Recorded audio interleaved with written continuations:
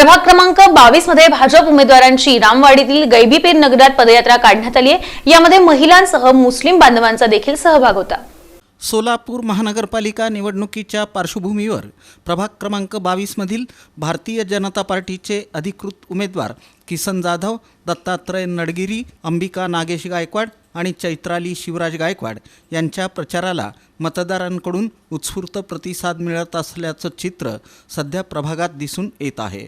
याच अनुषंगानं बुधवारी रामवाडी परिसरातील गैबीपीर नगर आणि लगतच्या भागात पदयात्रा तसंच मतदार संवाद कार्यक्रमाचं आयोजन करण्यात आलं होतं। या पदयात्रेत महिलांसह मुस्लिम समाज बांधवांची मोठ्या संख्येनं उपस्थिती दिसून आली, ज्यामुळं सामाजिक एकतेचा सकारात्मक संदेश नागरिकांपर्यंत पोहोचला।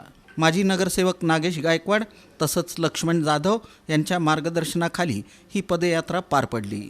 यावेळी मतदारांशी संवाद साधण्यात आला। आमदार देवेंद्र कोठे यांच्या माध्यमातून तसंच महायुती सरकारच्या सहकार्यातून प्रभाग 22साठी कोट्यवधी रुपयांचा निधी उपलब्ध झाल्यानं रस्ते, पाणीपुरवठा, स्वच्छता आदी कामांना गती मिळाल्याचंही सांगण्यात आलं। पुढील काळात आरोग्य सुविधा बळकट करणं, ज्येष्ठ नागरिकांसाठी उद्यान, बालगोपाळांसाठी चिल्ड्रन पार्क तसंच स्वच्छताविषयक भरीव कामं करण्याचा मानस किसन जाधव यांनी व्यक्त केला। प्रभाग क्रमांक 22 येथे गैबीपीर नगर अंतर्गत मी आणि माझे सहकारी नगरसेवक नागेश अण्णांच्या सौभाग्यवती अंबिकाताई नागेश अण्णा गायकवाड, त्याच पद्धतीने युवा सहकारी शिवराज गायकवाड यांच्या सौभाग्यवती चैत्रालीताई गायकवाड, त्याच पद्धतीनं दत्तात्रय नडगिरी असे आम्ही चारही उमेदवार, भारतीय जनता पार्टीचे अधिकृत चारही उमेदवार गैबीपीर नगर असेल, सनद नगर असेल, मंजुनाथ नगर असेल, या भागातून आम्ही आज होम टू होम प्रचार करत आहे। प्रचार करत असताना मतदारांचा भरभरून असा प्रतिसाद मिळत आहे।